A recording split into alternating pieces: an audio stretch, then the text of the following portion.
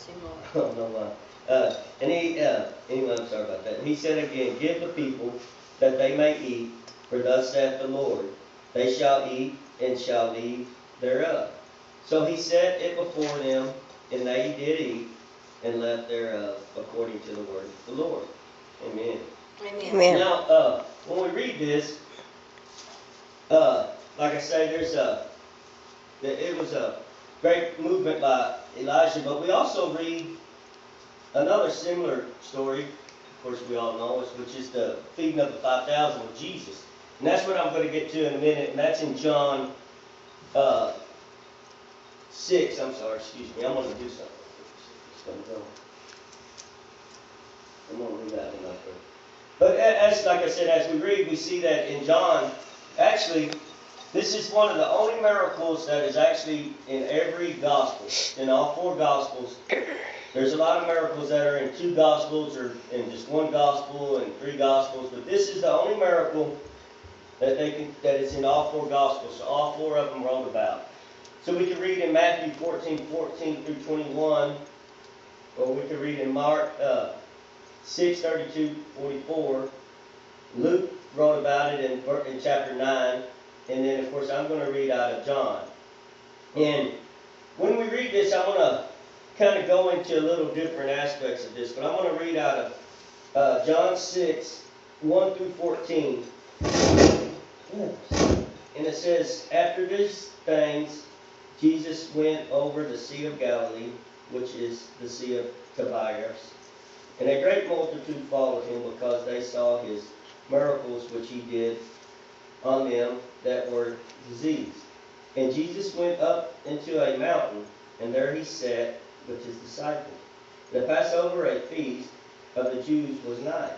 When Jesus then lifted up his eyes and saw a great a great company come unto him, he said unto Philip, whence shall we buy bread that these may eat? And this he said to prove him, for he himself knew what he would do. And Philip answered him, 200 pennyworth of bread is not sufficient for them, that every one of them may take a little. And one of the disciples, Andrew, Simon Peter's brother, saith unto him, there is a lad here, which hath 5 barley loaves, and 2 small fishes. But what are they among so many? And Jesus said, make the men sit down. Now there was much grass in this place. So the men sat down, in a number of about 5,000. And Jesus took the loaves, and when he had given thanks, and distributed it to the disciples, and the disciples to them that were set down, and likewise the fishes, as much as they would. When they were filled, he said unto his disciples, gather up the fragments that remain, that nothing be lost. Therefore they gathered them together and filled 12 baskets with fragments, and 5 barley loaves, which remained over and above unto them that had eaten. Then those men, when they had seen the miracle that Jesus said, this is of a truth, that prophet that should come into the world. Amen. Amen. The international version of this, I'm going to kind of read it real quick, verses 8 and 9. It says, another of the disciples, Andrew, Simon Peter's brother, spoke up, here is a boy with 5 small barley loaves and 2 small fish. But how far will that go among so many? And then I like this one too. It's in the International Children's Bible, and it's verses 7 through 9. And I like the way it writes too. It says, another follower, there was Andrew. He was Simon Peter's brother. And Andrew said, here is a boy with 5 loaves of barley bread and 2 little fish. But that is not enough for so many people. So when I was reading this, and I kind of tickled myself actually, I was thinking, could you imagine these people traveled together all this time? And, they were brothers and families and cousins and friends. So could you imagine when they look out there and there's 5,000 people, and Philip tells them, says, well, Lord, we don't have enough money for all this. Right. I mean, that costs a fortune.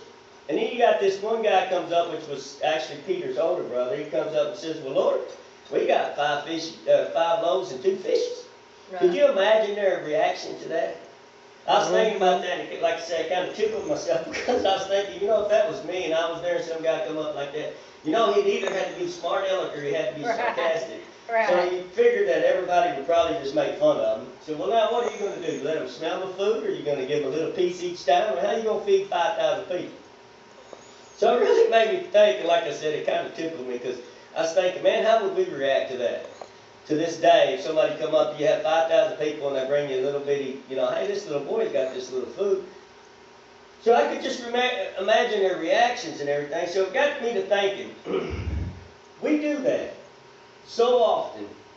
And I'm going to read real briefly. It says, a miracle is a wonderful event occurring in the physical world, attributed to a supernatural powers, which to us is God, or a fortunate outcome that prevails despite overwhelming odds against it.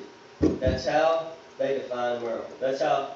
So, like I said, I really got to think about this, and I got to thinking about us, and I got to thinking about nowadays, and I really don't know, but I really know a lot of people that would have reacted to that kind of humorous way of, like I said, they'd probably jack with him and still probably jack with him. But I really thought about that. We see what we have now and what we need to obtain, and it's such a little thing, but we need such a great thing. So we go to the Lord and say, well, we need this miracle, God, but we only have this. So what is our reaction to that? Well, how do we respond in our own selves, in our own thoughts?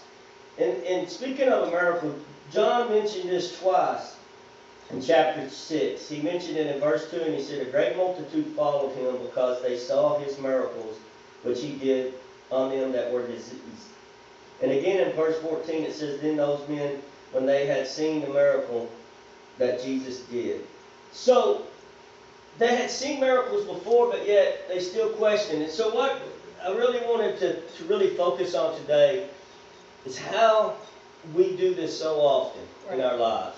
We see God do multiple things just like they did. The disciples had seen so many things, and if you really read these chapters before this all happened, this was shortly after Jesus gave the power and authority and sent the apostles out to preach the kingdom of God, heal the sick, do all these great miracles, which we see in Luke 9, 1 through 6. All the things that he sent the apostles out to do.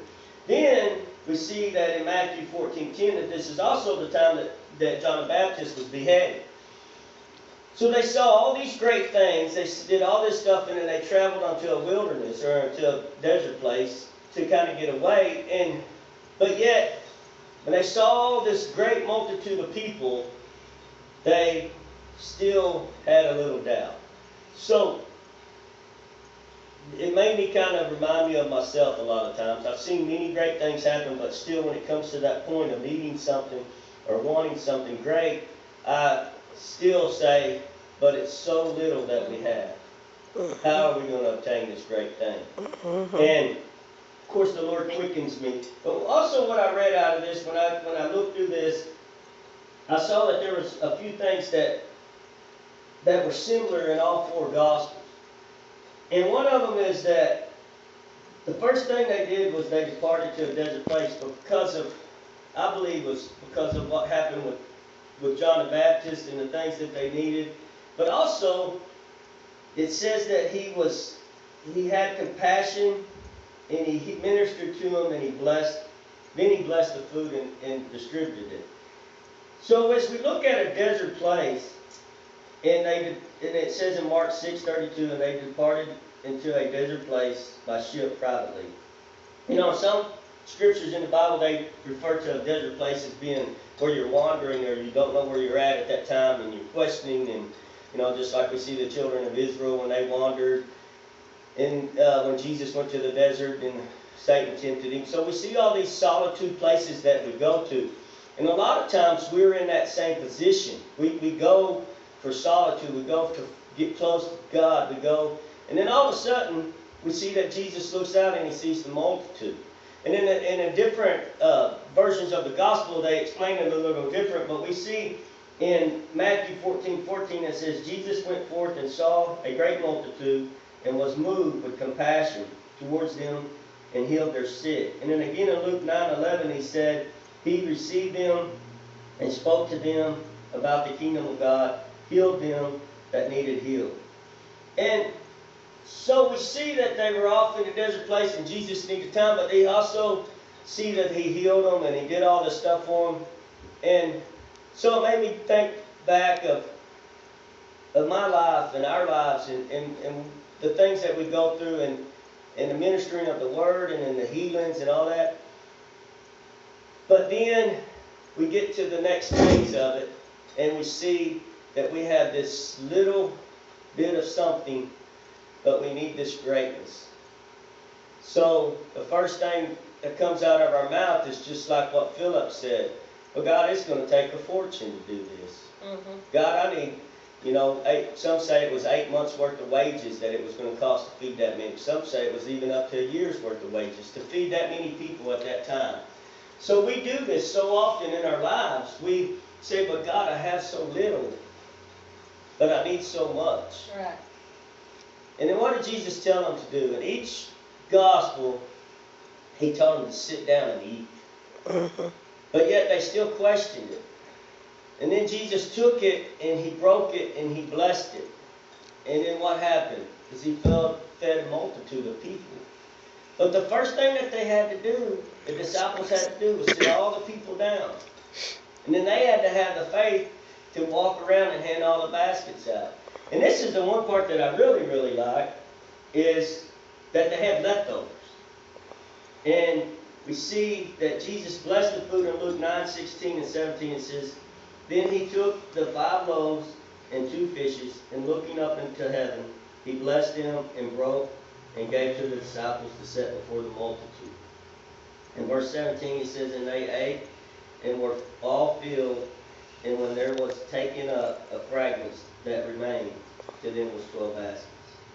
Another definition of miracle is a surprising and welcome event that is not explainable by nature or scientific laws, and is therefore considered to be a work of a divine agency, which to us is God. So what is your miracle? What is your awesome thing that needs to happen in your life that you're sitting there saying, but God, it's just a little bit? Or like the little children's Bible said there, we don't have enough food here to feed everybody.